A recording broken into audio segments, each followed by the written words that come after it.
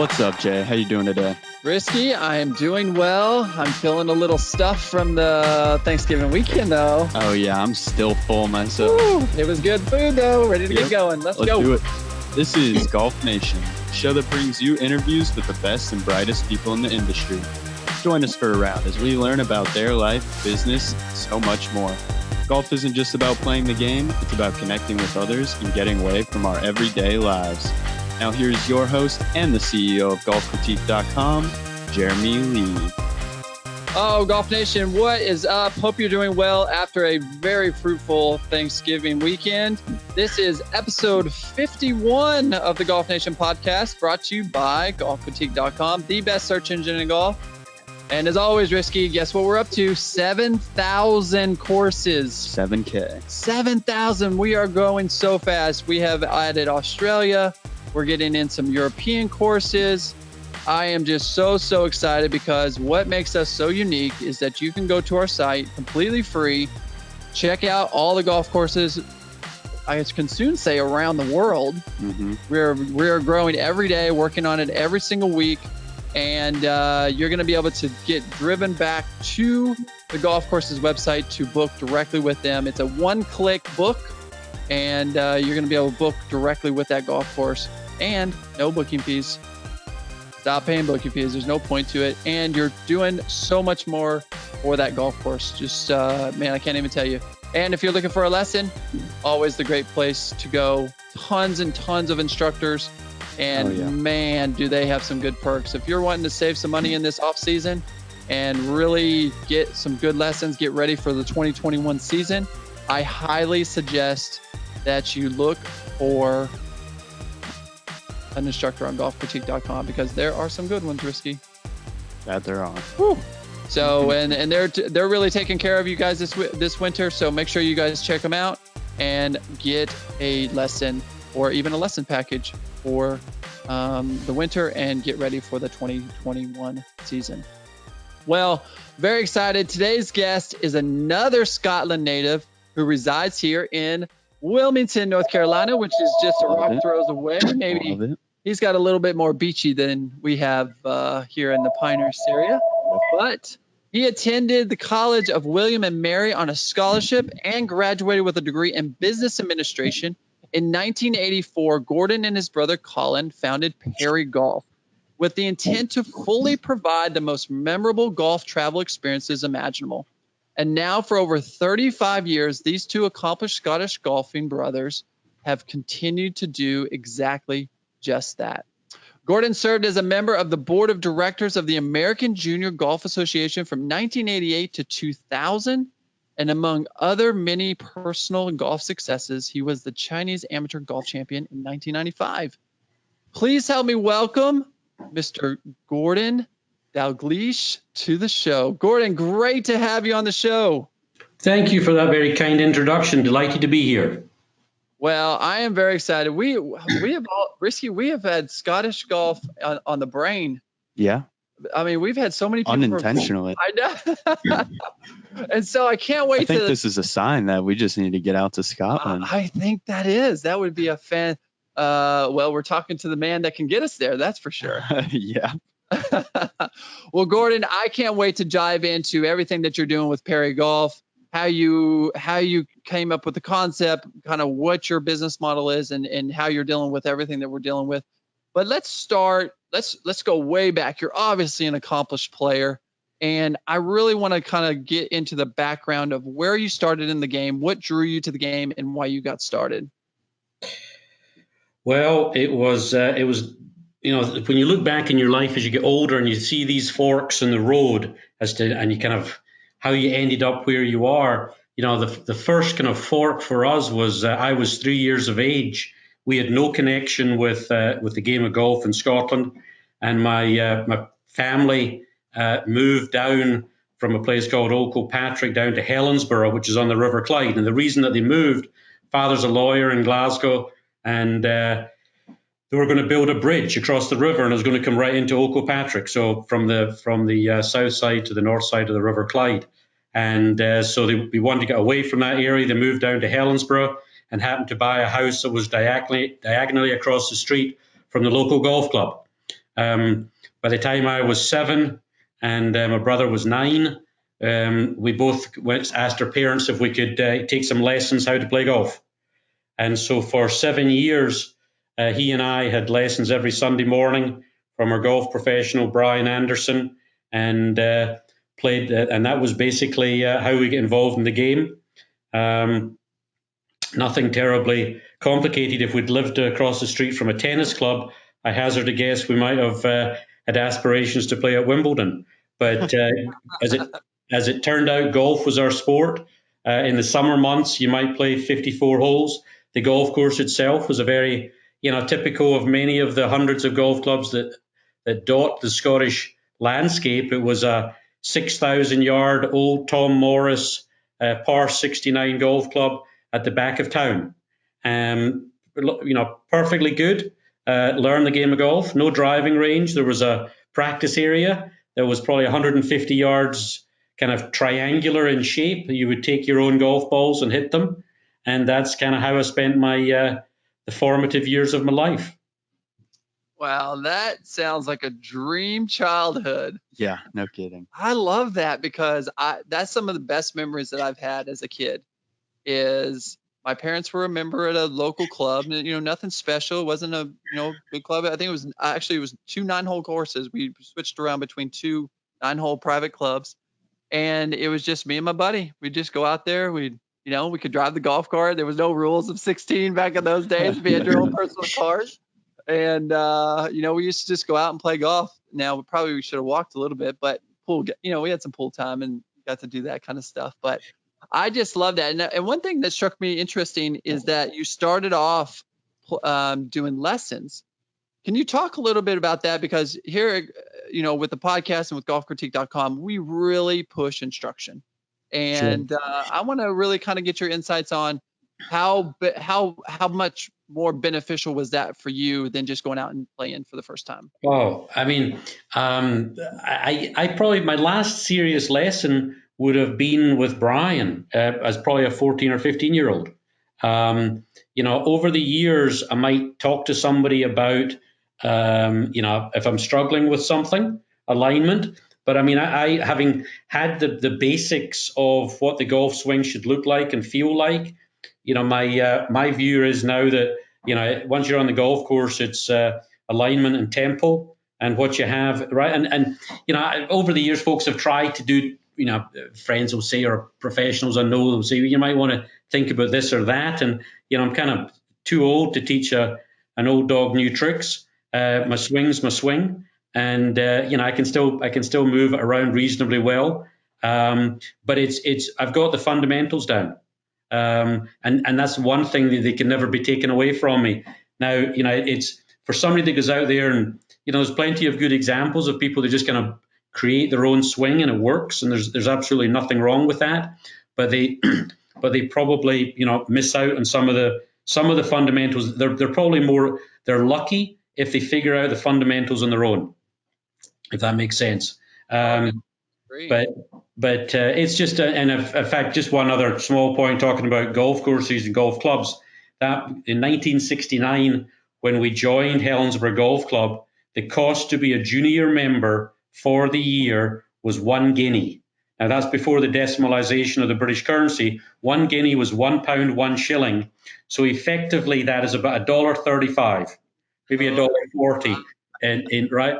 And so you could play as much golf as you wanted for $1.40. And that was a private club. That is fantastic. Yeah, geez. And I think that we should do more of that, honestly. We should do more junior memberships out there, because if you have a kid that loves the game, and I always feel like private clubs have a safe haven.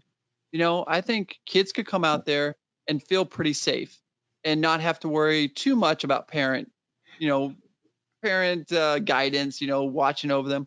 I think that there's enough people out there, as long as he's obviously accomplished so he can actually swing the club and actually play the game. Once he gets to that level where he can actually go and play 18 holes or 9 holes without, obviously being, destroying the golf course or holding anything up. He understands the rules. He understands how to do it. I just think that that's a great opportunity for clubs to come out and say, listen, if you got a kid coming up, hey, we'll sell you a junior membership. We understand the parents don't ever want, don't necessarily play. But if this is a place that we can bring them and bring up a new golfer, I think that's a great opportunity for a lot of clubs out there that maybe pass up just because the parents can't become a member. Yeah, yeah, I couldn't agree more. I mean, I was very fortunate to do that. And then, the other thing is it's so embedded in the society in Scotland that your interaction with older people, when you're 12 or 13, older is 30 or 35, but your interaction with adults playing golf, you learn a lot about life. You become, I think, much more mature quicker, just by the nature of the game.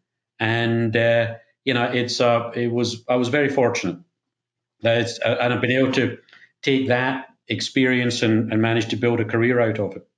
Yeah, exactly. Now we'll have to we'll have to apologize to the moms out there, because we won't say that they won't get into the gambling a little bit earlier.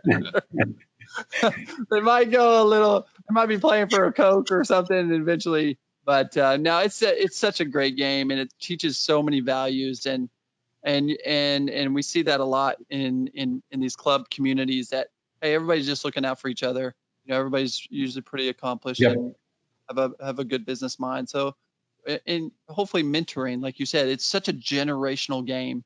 I think it's probably the only game that I know of. Maybe tennis could be this, but where a grandfather could play with a great grandson. I think it could span that many generations. Well, jumping ahead a little bit to our business, I mean, we see a lot of father-son trips, mother-daughter, and also multi-generational. Going back to that, I can think of a couple of folks who have told me that their father took them over to St Andrews at whatever they were 20, and they want to take their son over when he's 20, and they will also see times where it's the son, it's the father, it's the grandfather. So it's a multi-generational, more so I would argue than tennis, because three folks of different ages and different abilities, it's tough to have much fun. Yeah, no kidding. When because you're not hitting the ball back at somebody. Your grandpa's not gonna take 120 mile an hour serve too well. Exactly. Well, that is fantastic. And obviously, I want to talk a little bit about your playing career, because you are obviously a great player. When did you ever think about going professionally, or have you always just been an amateur, just a really good amateur? Always been an amateur, and to use the expression playing career in the same sentence as myself is probably overly generous. I was my brother had the amateur career. He won the Scottish Amateur in 1981 at Western Gales, and then he played in the Walker Cup in '81 out at Cypress Point for Great Britain and Ireland, and then he was captain of the Great Britain and Ireland Walker Cup team in 2007 at Royal County Down, and again in 2009 at Merrion. And these were years, certainly in '7, that was a really strong lineup of players. Rory was playing, and Ricky Fowler, and I'm trying to think when Webb Simpson was on the team, the US team, trying to think some of the other players. But if you look at the lineup from back then, it was, but he was captain in these two occasions. But my one claim to fame, as you noted, was the Chinese Amateur, which was more just about a luck of circumstance back in 1995. I'd never been to Asia before, and I decided to go over. There was a golf show in Hong Kong, which happened to be on the back of was a week after the golf show was the Chinese Amateur, and by happenstance, the World Cup was played at Mission Hills, and I think Davis Love and Fred Couples played for the US team. As a result of the US of the World Cup being played in China, the Hong Kong Open was moved a week, which conflicted with the Chinese Amateur. So as a result, that year's Chinese Amateur, which used to attract a reasonable number of professionals and amateur golfers from that region, there was a conflict.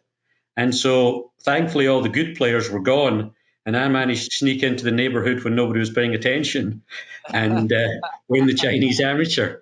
But I played, in all fairness, I played well. I won by 9 strokes, but to say that was the pinnacle of my amateur career, that would be an overstatement.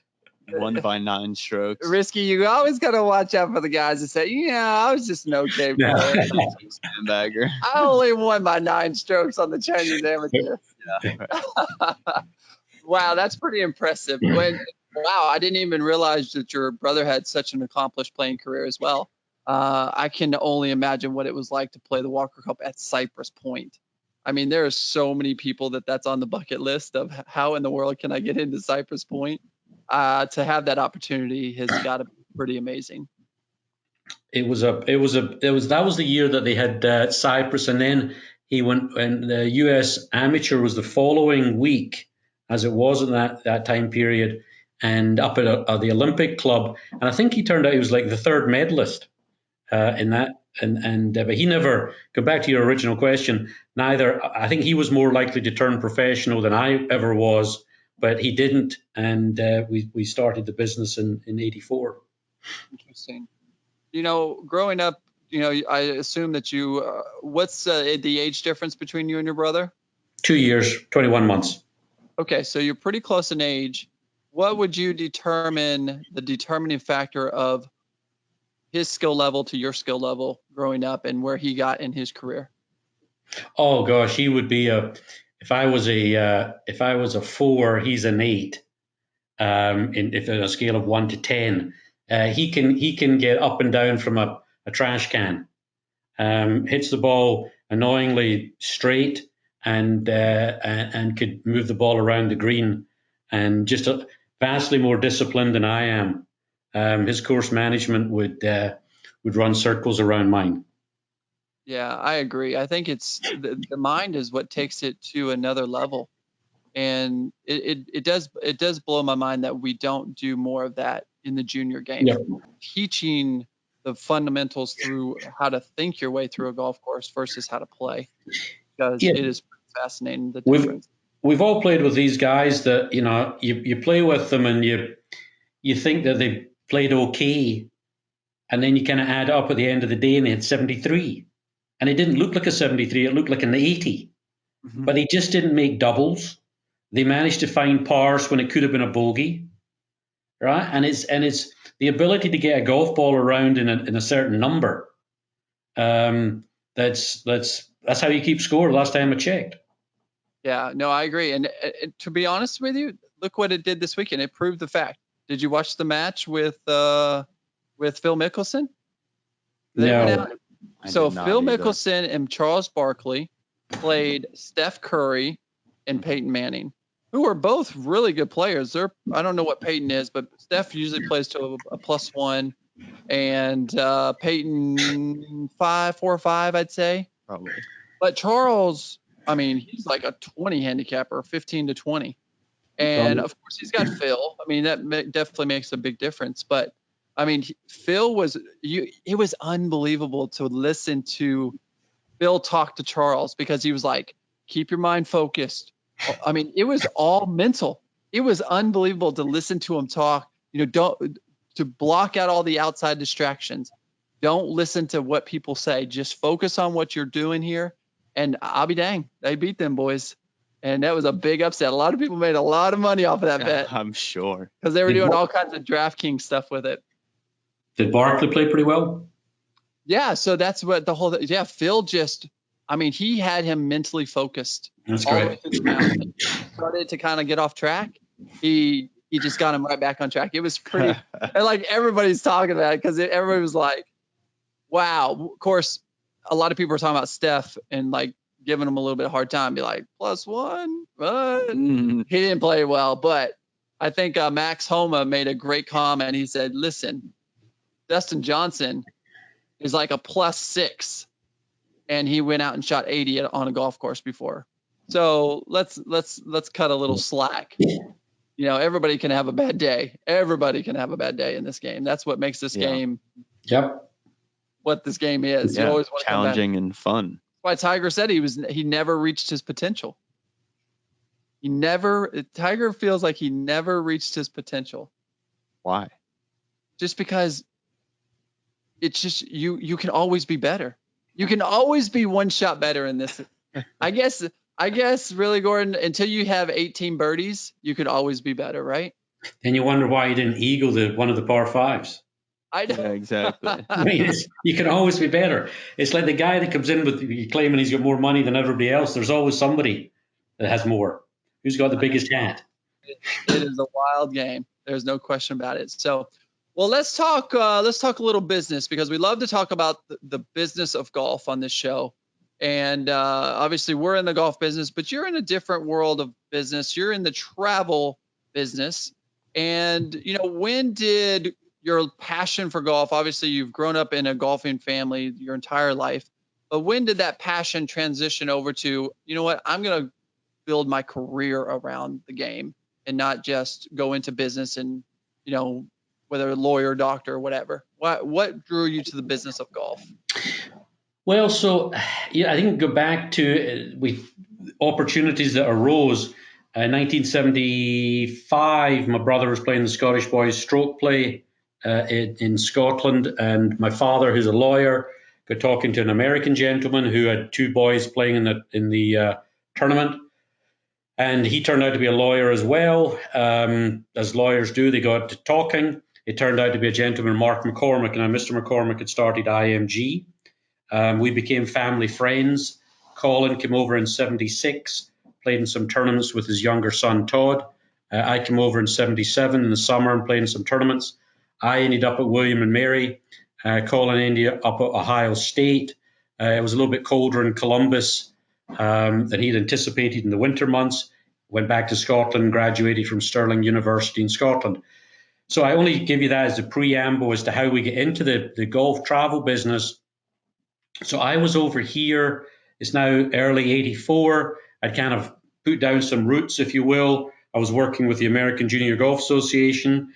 I'd been with them in the summers when I was in college. So I had a kind of a network of people I knew around the golf industry. My brother had graduated from Stirling. He was in Scotland. We knew some people that were in the golf travel business to Scotland, still mildly embryonic as an industry.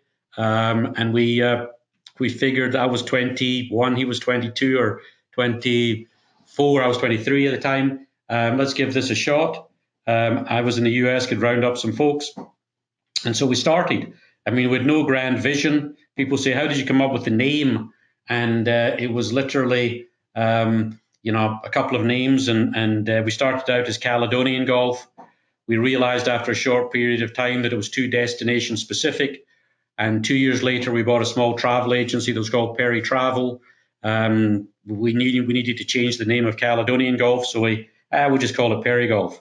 And that was so. There was no grand plan to it, but we knew what we knew, and we knew about golf in Scotland, and we knew kind of what we thought Americans were looking for when they travelled, and we knew that I thought I had a network of people. And that was it. It was no McKinsey study to set up a business. It was two young guys that got started and with a vision of doing it properly. Yeah, I love those kind of stories, because it's just like, you have a passion for the game and it's just a moment of opportunity. And you say, you know what, we're going to run with this. And obviously it's done very well. You guys have been in business for a very long time. And so let's go into, what do you get with PerryGolf? Let's talk about a little bit about what PerryGolf is for those who don't know, who haven't been to your website, PerryGolf.com. And let's give them some insight into what you guys offer as a business, what you guys offer to the consumer, and what you guys are doing for golf courses around the world.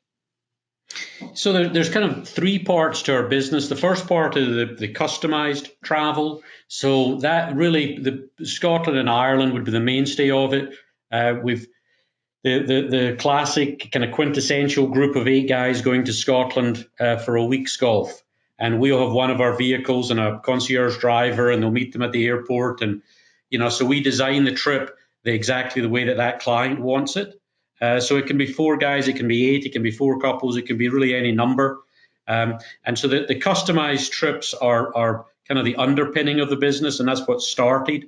We've got a contract at St Andrews that gives us significant access to the old course. We do very well in Ireland. We also offer the same kind of service to some other destinations, Spain, Portugal, France, Italy, and also to South Africa, New Zealand, and Australia. But like I said, the British Isles is the mainstay. The second part would be the escorted, where we'll run maybe half a dozen trips a year that will be built out with, give or take, 15, 16 couples mostly, that don't always know each other. It can be two couples that know each other, and it can be a single couple. And we build these trips out more as kind of golf lifestyle. So that might be a trip for 12 days to Italy. You play 6 rounds of golf. There's a lot of eating and wine tours and just cultural events. It's more than just a golf trip. It's kind of a golf lifestyle trip. Last year, immediately before Thanksgiving, I was on one of these trips down to South Africa with 14 couples, and it was terrific. We played golf 5 or 6 days. We went to Cape Town. We up in the winelands outside of Cape Town. We went on safari for 4 days. And so what we kind of like to describe them as, you have this group of like-minded individuals. And it's amazing to me how people from different backgrounds with a shared common passion for the game of golf, after the first day, can just gravitate towards each other because they think the same. They just enjoy each other's company because they have such a shared passion, as I said, for the game of golf. And then the third part of the business, which has done really well the last 10 years, is a program that we have in conjunction with Azamara. Now, Azamara are a wholly owned subsidiary of Royal Caribbean Cruise Line. Azamara they've got 3 ships which are identical, 700 passenger ships. And we've got a very close working relationship with them where we get to work with their deployment group in scheduling the voyages so that it makes sense for us to run a golf trip.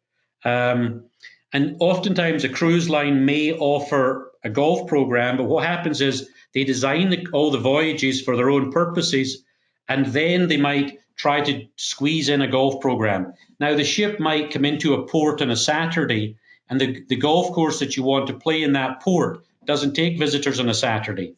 Or it might come into port and have too short of a port stay in order to get people on and off the ship. Then the travel time to the golf course, get everybody out in the golf course and back in. So we're very fortunate with the relationship that we have, on the deployment side with Azamara, so we get to design the schedule. So we've got, we'll have a dozen programs with Azamara from the Baltic to the British Isles to the South Pacific to South Africa and other places. We've got a lovely program up the coast of Norway, but it's built around playing golf from a very comfortable luxury boutique size cruise line. And our relationship with Azamara extends beyond we're just another group on the ship. The whole hotel experience, the Azamara staff are very much embedded in how we deliver. So we've had a really good run with that. Obviously, the cruise industry, as is the whole travel industry, has been fraught with some challenges recently. But in terms of programs that we've refined as to how we deliver, the core belief that we have is that we deliver something that surpasses expectations, and so that I never want to be put in a situation where I run into somebody that took one of our trips and they say, I traveled with you, it wasn't that good. We always want to go the extra mile, and we can go the extra mile in different ways. We were the first folks that designed and built our own vehicles in the British Isles that delivered a better transportation experience. So it was 8 captain's chairs. Previously, it was a little bit, you were using a large coach. We were early on, we tried to develop our own exclusive use kind of accommodations. We worked with Turnberry years ago when they were doing their lodges so that 8 guys could have their own lodge with their own separate living space. So we always try to kind of get out in front and be creative, both from an operational standpoint, but also from a marketing. I think what you guys are doing is just terrific because you can share so many ideas and experiences better than you could ever do in the print world. And you can, there's some information, things I've seen recently where you can really tell the story of a golf club and a golf experience so much better in a 3-minute video than you could ever do from a 15-page article. And you can share the nuances of it. So we've always tried to stay at the edge, although we've been doing it 35 years. I like to think that because we've got a passion for the game and the experience that it delivers, we've never lost our enthusiasm for always trying to do something better. So, Yeah, and with so many opportunities for people to go book through, just a cheap travel site, give us some ideas of why they should go with a PerryGolf, where you have this experience, you have this knowledge. I would think traveling overseas is you could get into some dangerous situations if you don't know exactly where to go. you could be dangerous is probably it would be maybe too strong of a word, but uncomfortable, disappointing, and our goal is always to exceed. Our goal is to manage expectations and manage expectations with reality. The number of times that you might come across somebody that has got this magical picture, they go to Ireland and they stumble into a pub and there's a group of people in the corner playing musical instruments, singing. There's sawdust on the floor. There's dogs in the corner lying down. It's all kind of what they might view as the quintessential Irish pub experience, and they're pulling warm Guinness, and it's all terrific. And somehow magically at the end of the night, they're going to walk up this flight of stairs to the Ritz-Carlton. Well, I'm sorry, it doesn't work that way. And so our job is to marry up expectations and reality. And so, to your question about what should somebody expect from PerryGolf is, it's to deliver honesty and to describe what it's going to be, because so much of our life is about expectations. If you think that you're going to go in and stay at the Four Seasons hotel, you could stay at a very nice hotel, but because it's not the Four Seasons, you might be disappointed. Alternatively, if you told that you were staying at the Motel 6 and you end up at the Four Seasons, you'll be, delighted. But you go in with expectations, and I firmly believe that, somebody's view of a hotel, as an example, is basically created in the first 10 minutes of walking in the door. If you have a problem at the front desk, or your room key doesn't work, or your luggage doesn't come up, all of a sudden, it's the old piling on. You start looking for problems. And so our job as a travel company, as a tour operator, is to manage all the expectations as best we can, and only go to, for example, suppliers. There might be a hotel out there that somebody's had a terrific experience with, but alternatively, it could be a hotel that is up and down, and some guys it's a hit or miss type of situation. Well, our job as a business, we're not looking for hit or misses. We're looking for a place that consistently delivers. And you know what? The hospitality experience is not perfect. And if somebody misses, they pick up the pieces very quickly and they turn a negative into a positive. And so, it's what do? We create experiences. Our job is, whether it's be working with Azamara, is to creatively come up with ideas, or, if it's in Ireland, to see some opportunities that we think somebody would enjoy more. Years ago, we had some programs with the Royal Scotsman Train, and there have been some changes since then that haven't made it as possible. But that was catering to a group of people that had probably been to Scotland before. They loved Scotland, they loved the game of golf, but they'd never taken a train. They could take their spouse back and have a lovely time, traveling for 5-6 days on this phenomenal rail experience, and play some of the best golf courses in Scotland. So it's always to create and is to execute. So there's a lot of things that you'll see out there in the travel world which are sound fabulous, but the execution of them is challenging. And so it's for us to not only create, but to deliver and execute and operate trips as flawlessly as we can, and make sure that people feel as good as they possibly can about them.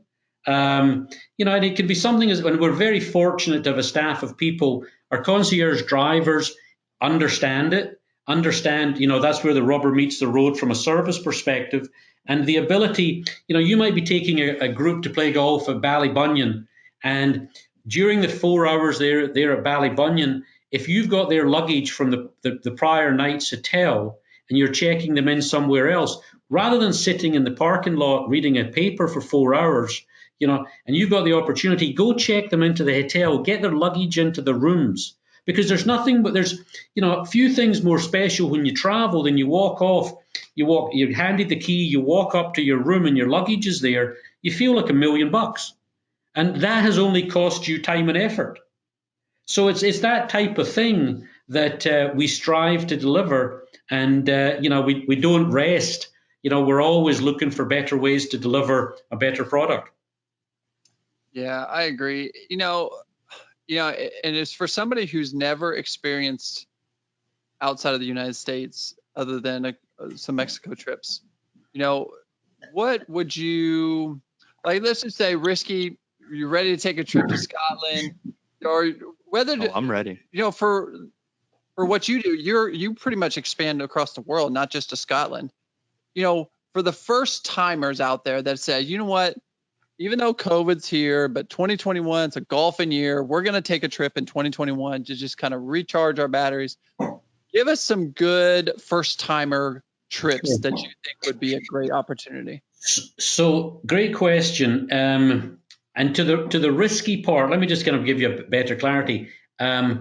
It's that you set up a trip and it doesn't always go according to plan. There's a lot of people do their own trips, and there's nothing wrong with that. And it just depends on how much you value your time and how much you enjoy getting down in the weeds. What days, and by that I mean, what days of the week can you play Royal Troon as compared to the old course? How does the booking process of the old course work? When does Muirfield open their books for the year? So there's a number of things, and by the nature of guys, if things don't go perfectly, and you turn up at a hotel and you've lost your reservation, or there's no caddies at a golf course, the nature of guys is that despite your effort, you're going to be used as the piñata for any problems that are on the trip. So that's kind of the core of it. In terms of 2021, one of the challenges is that because 2020 was cancelled, you're all that business that rolled forward. The main golf courses, the old course of St Andrews, Muirfield, Royal County Down, are extremely busy in 2021.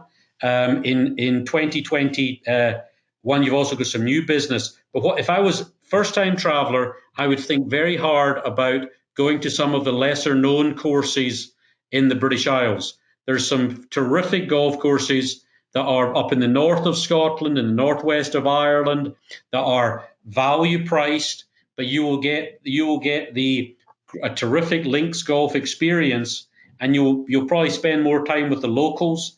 It's an experience which a lot of people miss. You'll be probably more welcome than you will be at the more marquee courses, because the smaller courses, the Nairn Port News, the Panmure, Montefieth, you could go through a laundry list, but that would be my best advice.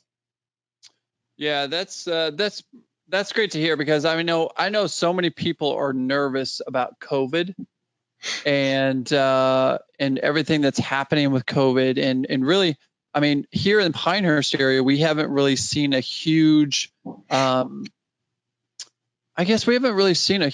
decrease in rounds. Golf has continued to boom. People are moving and doing a lot of great things is coming to the Pinehurst area. But I didn't know if you saw a big change in that from traveling overseas because of the COVID situation that we're all in right now. We haven't seen a change because there's been no travel. Our last traveler came back from South Africa, I think it was like March the 8th or so. And our next traveler, best case scenario, will be middle of April to the British Isles. There'll be no travel to the South Pacific this winter. There'll be no travel to South Africa. Realistically, our next travelers in the winter months to South Africa, New Zealand, Australia will be October, November of 2021.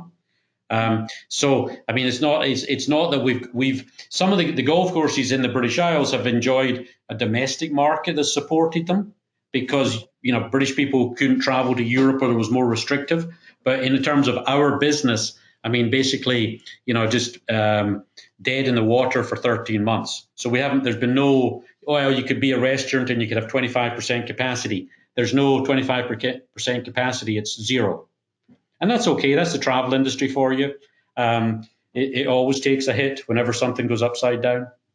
Sure. But I gotta say that people are probably this thing is expanding a lot longer than people maybe anticipated. Are you seeing around the world people are shutting the doors, or are they being able to kind of bear down and hold their own until this thing goes passes by? I think there'll be a variety of things. There's some things going on in Scotland just now that are, once we climb out of this, there's 3 hotels kind of around the golf courses, the Russell's and St Andrews and Marine Hotel and Troon and North Berwick were recently purchased, and a lot of investment going into it. There's a couple of other properties that have been purchased with some investment going into it. So there's, the experience once we climb out of this will be improved. Will there be some restaurants that will go out of business? There's 160 restaurants in St Andrews last year. Will 160 survive? Probably not. But I think that we're starting to see everything for the long haul travel business. Everything other than a vaccine is literally just the same as a deck chair off the Titanic. I mean, it's not really having much impact. A vaccine is the one thing that will, lower the anxiety and raise the confidence for people to travel in 21 and beyond. Yeah, well, that's great stuff, and I love the business model that you guys have. You're always trying to create a kind of a under promised, over achieved kind of atmosphere. Like you're not trying to give them this luxury and then do like this base price, and then they're expecting all these things and then they don't get it. You're trying to do the opposite. You're trying to say, listen, you get what you pay for, and then you try to expand above that. I think that is a great way to do business, and I think that's what gets people coming back. That's certainly that would be the experience that we've had, and we've been very fortunate with a strong support from our clients, both over the 34 years, but more importantly in 2020. They've all been remarkably understanding that it's a joint challenge. Well, I agree. And well, it goes to show, I mean, you've been recognized as one of the top travel specialists in the U.S. on multiple occasions. That's got to feel pretty good. Do you feel like that's something that, those kind of recognitions are, rewarding? You feel like you're doing your job right. You appreciate those? Yeah. I mean, it's one of these things that, you appreciate when your peer group recognizes you, and you just try to, grind it out and do the right thing day in, day out, and handle your job as professionally as possible. Yeah. Well, not only that is you're a big advocate for amateur golf. We love that. Obviously, you and your brother have tremendous amateur careers, but you also do, philanthropic endeavors. You guys do a lot for the First Tee. You've given back with the board, being a board member of the American Junior Golf Association. Talk a little bit about giving back and why that's so important to you. Well, I tell you, it's been particularly with the First Tee now for the last 5 years, rebuilding the chapter here in Wilmington. I know how much golf has impacted my life, my family's life, my career, the quality of the people that I've met. And it really, it means a lot to me to be able to try to share that with people, and particularly those that may be less fortunate, that would not, as a matter of course, be exposed to golf. But, the core values that golf teaches, and the ability to try to change the trajectory of a young person's life by learning some core values. That they might be a young person that doesn't have a good role model or mentor at home. And we're starting to see that here in Wilmington, where there's some anecdotal evidence. And that particularly with a 15-year-old myself, you just want every child to have the best possible opportunity in life, and so giving back just seems as natural as anything, and to do that in your community. Yeah, I agree, and I've been really seeing a lot of golf for everyone. I think that's. I mean, I think Indigo Partners, which is Billy Casper Golf, I believe that they've kind of done a name rebranding. It's interesting to see how they're kind of opening the doors. Do you believe that First Tee is accomplishing that? And what's your opinion on what do we need to do for the future to really continue to expand those doors to maybe different demographics that wouldn't normally come and play the game? I think First Tee is doing a solid job raising the profile. I think they've struggled in their messaging. People didn't always understand what the First Tee did. I mean, it's not about particularly growing the game of golf. It's about changing young people's the trajectory of their lives using golf as that conduit. In terms of moving forward, we just have to we have to continue to make golf as accessible as possible. It's fine to have all these wonderful ideas about getting people into the game of golf, but if you don't have a place for them to play the sport, I think there's been some good examples recently of, I think it's in the DC area, there's a trust, the National Links Trust or something like that, where some of the architects, there's been a company formed to manage and redevelop and refurbish some of the public golf courses up in the Washington, Baltimore area. And I think that, with some, business minds behind them, if the Park Service was running these examples before, but I think the more that's done that have golf courses in the right areas that are affordable, that are perceived as being another outlet for young people and for families, is because it's all fine and well to build a $50 million private club somewhere, but that's unless that somehow is turned around, excuse me, as a philanthropic endeavor, which Congaree is a great example of that.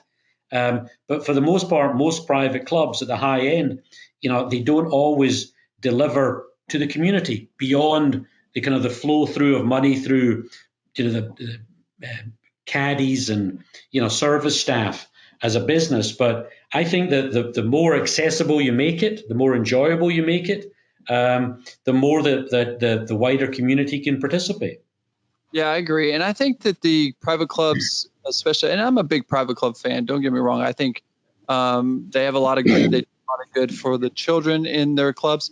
But I think that that's what they got to look at in the future is how do we expand even the services that come with a private club to where more families see whether it's childcare, whether it's using that power of that club to bring that community together to give more opportunity to people who maybe necessarily would go take them to a daycare or, now they can bring them to the club and they can, be in a safe environment and they can learn the game, but they can also learn, if you think about private clubs, there's a ton of business people. I mean, there's so much that private clubs could do.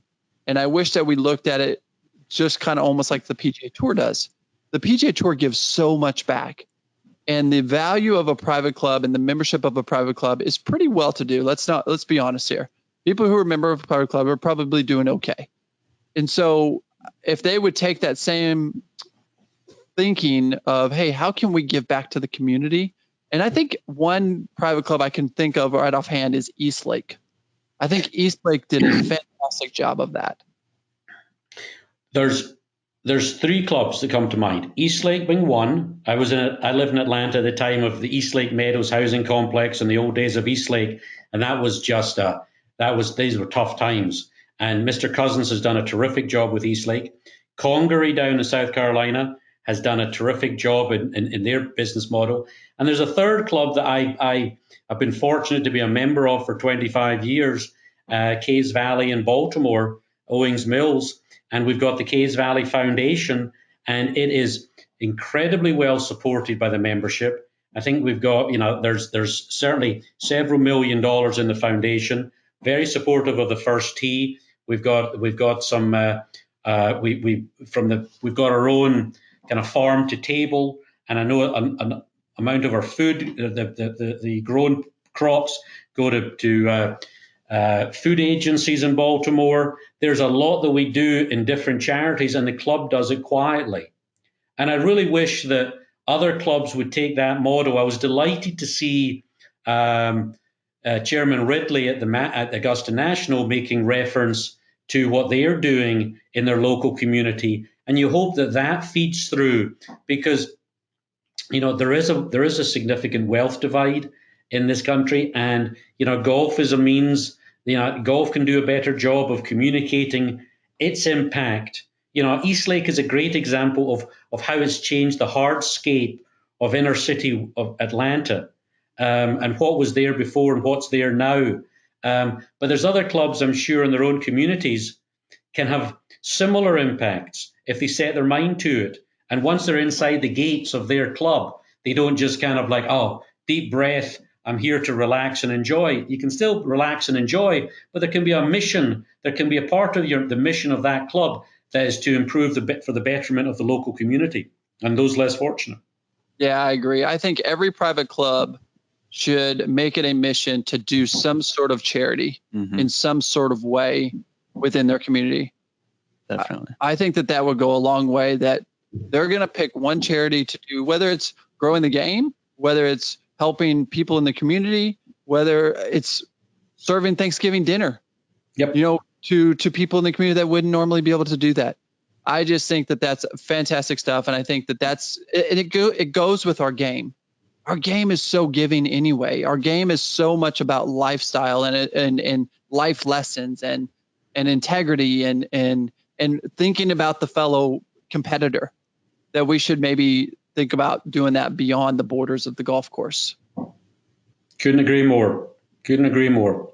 Well, that is great stuff. Well, I want to finish on this last question is, what's the future of PerryGolf? Where's your goal? Where your goal for the company?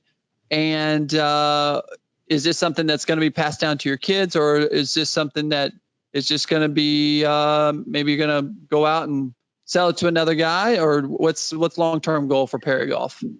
I don't know. I mean, honestly, I don't know. Right now, the long-term goal is I've managed to go through life without a job interview or a resume, and I'm going to hold on to that. We'll climb out of this pandemic and see what happens. We've been doing it long enough that there's been ups and downs along the way. In terms of, as I said earlier, I mean, we're always striving to do more and to do it better. We're always looking for new destinations that we think make sense for our clients, new types of products that we think make sense for our clients. And so we're just going to continue to strive for that and to deliver, great experiences, because there's actually, in its own kind of unique way, there's few things more rewarding to me than just like that trip to South Africa I referenced before, to come across 14 couples. I knew probably 5 or 6 of them before I took the trip, but to see them enjoy the trip itself and also to meet new friends, that is exceptionally rewarding. So we'll do this for as long as we feel as though we've got that same passion and enthusiasm we had 35 years ago. Yeah, that is great stuff. Well, it has been an absolute pleasure to speak with you. Yeah, it has. And learn more about you, and definitely you're only a rock's throw away from me, so we're definitely going to get in a round soon. Absolutely. Come down and see us at Eagle Point. Oh, absolutely. I would love to. Oh, yeah. We'll bring Risky with us. He loves the game. He probably loves the game more than I do. It's just because when you play this game for so long, and you get in the business, you tend to get your mind on business and don't have as much time to play. But he gets to play out a lot. I don't get to play as much as I want to, but that's what happens when you're trying to grow a business and trying to get it to where you need it to be. But before we go, I would love to give you the opportunity to let people know how they can get in contact with you and how they can maybe start thinking about 2021 trips. Yeah, thank you for that. Thoroughly enjoyed the conversation. Our website is just perrygolf.com. We try to keep as much information up there, and we keep it very current. And go back to the old days of toll-free numbers. It's just 800-344-5257. And our golf travel specialists are always delighted to help and really have a passion for delivering that service that we talked about. Yeah, absolutely. Man, look at that. They just give all the place. Yep. Nobody has 800. Well, I guess we have an 800 number. Yeah, but, we do. I mean, I was thinking about that thing. Nobody has 800 numbers because everybody has cell phones. There's no house phones anymore. That's right. Showing my age. Hey, that's okay. We have one too. So yeah. Well, Risky, all send right. us out of here, buddy. Nation, that's all the time we have for today. Make sure you check out the show on Golf Hub. If you're not doing that already, you definitely should be. You can also find us on iTunes, Spotify, YouTube, and Instagram as @GolfNationPodcast and Facebook as @GolfNationPod. If you have any comments, questions, or suggestions for Jeremy or myself, send us a DM on Instagram. or send me an email to golfhub@golfcritique.com. It'll go straight to me. That's all I got for him, Jay. All right, Risky. Well, everybody, thanks so much for tuning in. As usual, hope today was a great conversation into what's going on beyond the borders of the U.S. And if you're looking to do some traveling, definitely check out PerryGolf and what they are doing. I think experience goes a long way when you're booking a trip.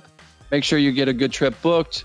Obviously, there's a lot of things that's going on in our world that you got to really be careful of. So just be careful going out and just booking a trip on your own. Listen to the experts, get some good advice. But next week, we'll be back with another great episode. And is the last episode of the season finale is next week. And so we're going to take a little time off for Christmas and get revved up for 2021, which looks to be another fantastic year for golf. But until then, learn as much as you can, live your life to the fullest, and play golf forever. For Risky, I'm Jeremy Lee. Gordon, thank you so much again for being on the show. What a fantastic gentleman you are. Thank you. Absolutely. Well, this is Golf Nation Podcast. We'll see you on the tee.